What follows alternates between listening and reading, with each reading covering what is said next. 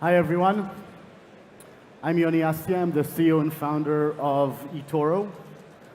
And I want to talk today about the fact that I still don't have the presentation here on my screens. So I'm waiting for a second for the slides to come up. I want to talk to you today about a concept that I've been passionate about for the past 10 years.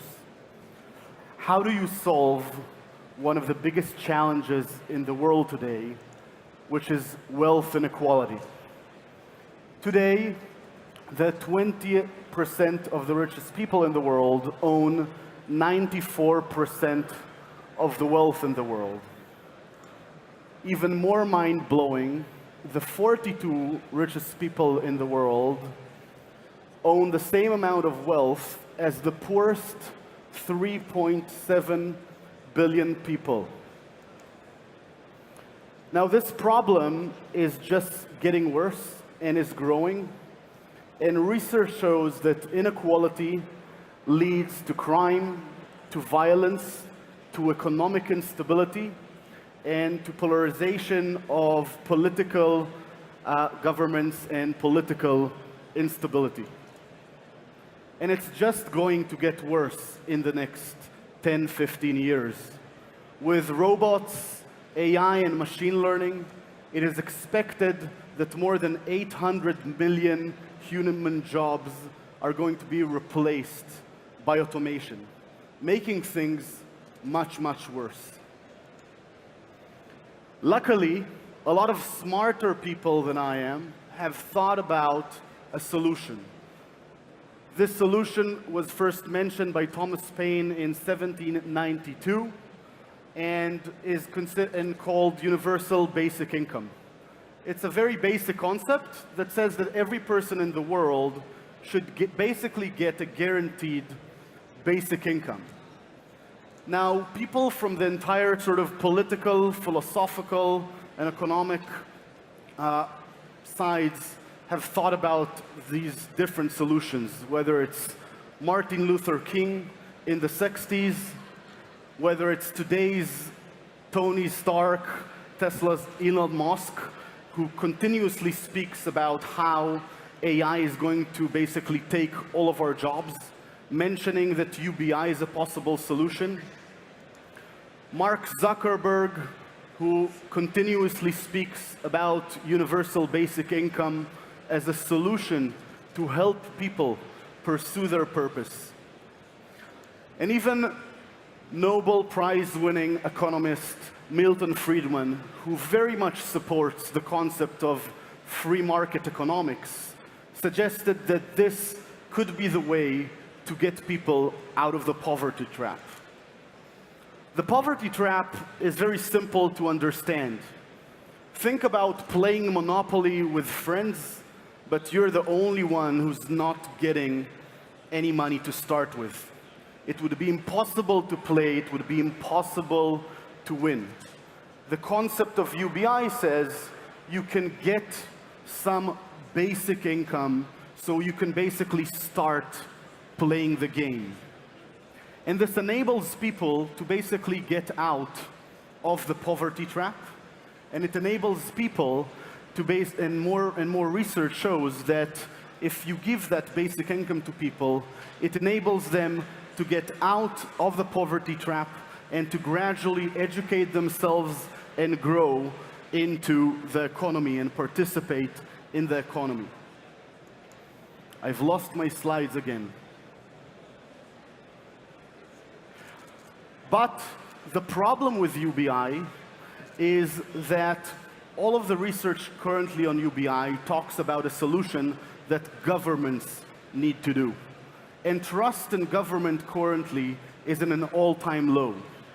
Most people don't want to pay more taxes to actually support more people. And even if they would, a government can't solve the problem on a global scale.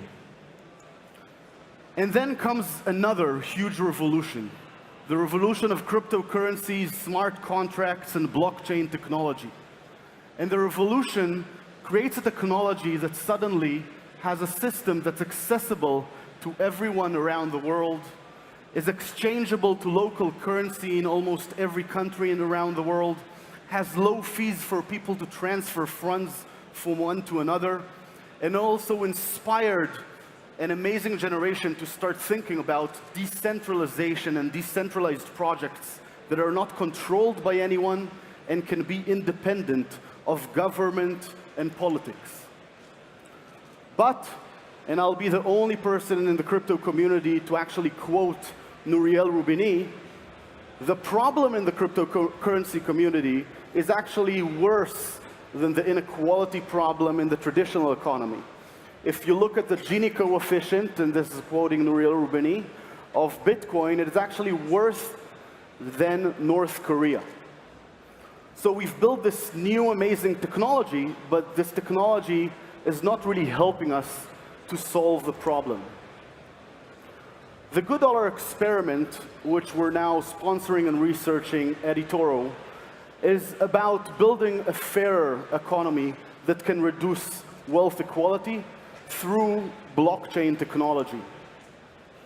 We've found more than 30 different groups around the world actually discussing and creating solutions for that exact same problem using blockchain technology, and have opened up a group called OpenUBI to figure out how can we use this technology in order to solve the problem. The GoodDollar experiment, by definition, is accessible to everyone, is exchangeable with other currencies, has low transaction fees, and a fairer wealth distribution. There are three main pillars of research we're looking at. One is social identity. How can basically a decentralized system know who people are and therefore distribute funds fairly? Social interest, which is what is the logic in which the system basically pays the people? And social governance, or basically how do you build this as a completely decentralized autonomous organization? If you think about one of the biggest issues today with cryptocurrencies that leads into negative narrative is the fact that cryptocurrency is anonymous. And therefore, a lot of people are considering cryptocurrency bad or used for bad or illicit things. A core part of the GoodDollar is to basically build a social identity system. When you register into the system, you register with your actual identity, and other people basically verify that you are who you say you are. In our day-to-day lives, we constantly meet people, and we trust that they are who they say they are without asking them for a proof of identification and a proof of address. But in the digital realm, we haven't solved that yet. We're looking at various solutions, but in essence, we're basically removing from the problem the privacy issues as we're building a transparent money system. We believe that if people use money in a transparent way, it by definition will cause the entire system to be better, or for that money to be used for good. The second part is, how do you create more money? How do you create social interest? And how do you distribute it fairly? And through smart contracts, basically, it's quite easy to constantly mint new coins. But the real question is, how do you distribute it fairly? And then you need to answer the question, what is fair? We've been looking at the research of John Rawls from the 70s, where he says, social and economic inequalities are to be arranged so that they are to the greatest benefit of the least advantaged. If you think about today interest rates, by definition, all the interest rate, or the majority of the interest rate, will go to the rich because they hold the majority of the wealth. When we're looking and researching about social interest rate, the concept is to actually distribute the 10% to the poorest people. The way Rawls defined it is you actually take the interest rate and give it to the poorest person until he's not the poorest anymore. Then you give it to the second poorest people until they're not there, and again and again and again, and therefore constantly improving wealth equality in the system. We've been researching this as the way people research income and wealth inequality in the world, and have shown that this significantly improves the Gini coefficient within the ecosystem. And if you run this continuously over years, it significantly improves wealth inequality. Doesn't matter how much people are actually contributing and creating free markets in the system. The third part is, how do you build this in a decentralized way? And I think today, through the cryptocurrency movement, people understand that you're actually able to build decentralized autonomous organization. You can consider Bitcoin one of those, a completely decentralized organization running a cryptocurrency that's now available in more countries than any other currency in the world.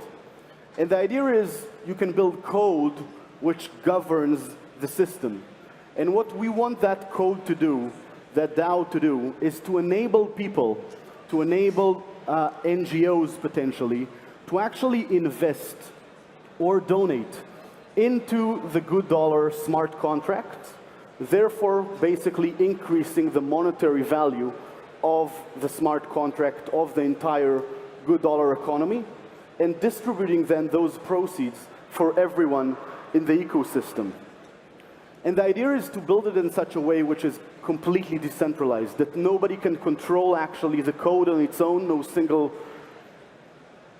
corporation or country, and to truly build something that is built by the people, for the people.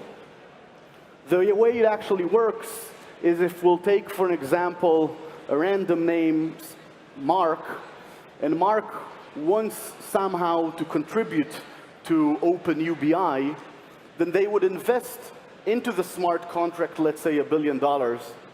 That would increase the price of the GoodDollars by 10%, therefore increasing the entire ecosystem by $10 billion.